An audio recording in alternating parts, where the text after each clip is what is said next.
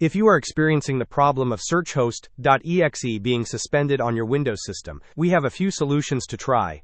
First, let us focus on a quick fix by restarting the Windows search service.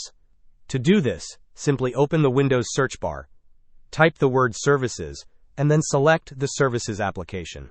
Once the Services window is open, scroll down the list until you find the Windows search service. Right-click on this service and choose the Restart option from the context menu.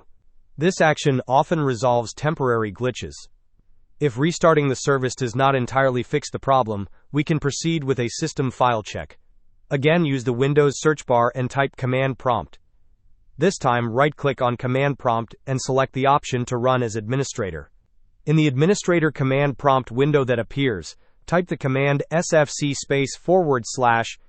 now and press the Enter key.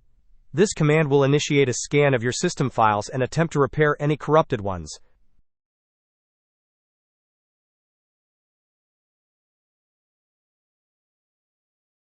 As a further step, if the previous methods did not yield the desired results, updating your Windows operating system can often resolve persistent issues.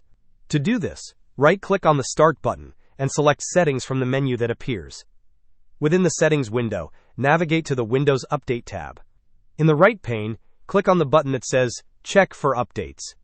Installing any available updates can help ensure your system has the latest fixes and improvements. Hope this was helpful. Don't forget to like and subscribe if you enjoyed. As always, thanks for watching and I will see you in the next video.